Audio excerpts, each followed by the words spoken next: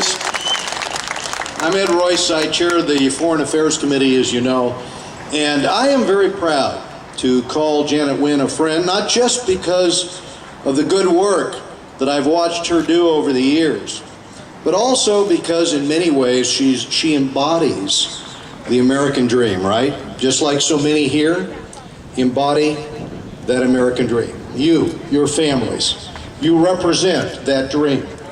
And frankly, Janet has something else in common with many of you here. She came, when in her case she was 3 years old, but she came to this country fleeing from tyranny, coming to a country where she would have the rights of free speech, freedom of assembly, and in her case her family knew only too well the risks, because her uncle was assassinated in front of the family and in front of the entire village. He was assassinated, why?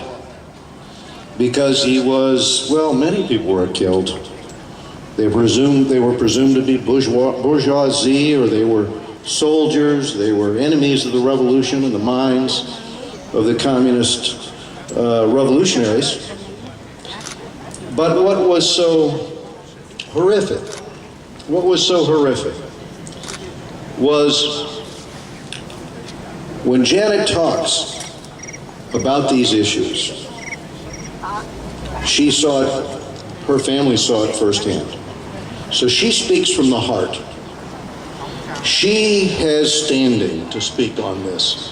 She realizes what that human cost was. She was well aware of the price paid by so many families that are represented here who lost loved ones, who lost relatives. And that is a story that should be allowed to be told. That is a story that deserves to be heard. And that is why I was so troubled to hear that just recently Janet was silenced and forcefully removed after giving a speech about the victims of what happened during that time. A speech about the cost paid by those families, the full history of what transpired. And there's an irony here, my friends, there's a real irony. Sadly, State Senator Janet Wynn was silenced, having her First Amendment rights denied to her. And that's a trend that we're seeing. We're seeing it in universities across this country. Our first African-American Secretary of State, Condoleezza Rice, if you'll remember, was forced to back out of a speech at Rutgers because of student protests that did not want to hear. Those students did not want to hear what she had to say. Conservative commentators are routinely met by massive protests that often shut down the discourse before it even begins. These are the tactics being used by the left to stifle speech they disagree with. It's antithetical to the rights enshrined in the Constitution and to the fabric of our country.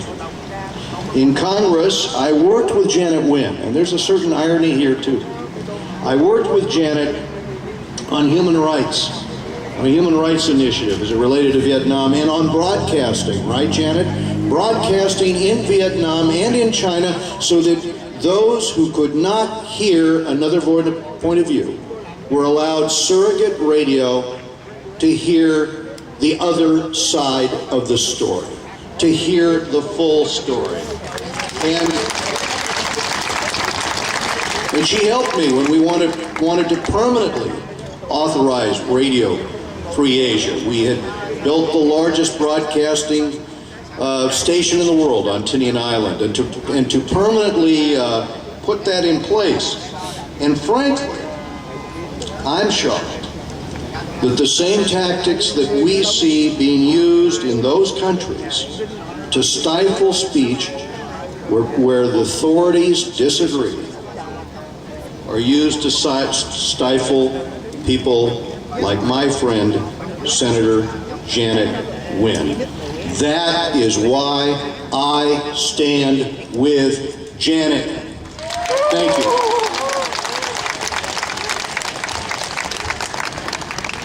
Thank you, Mr. Torres. And now I would like to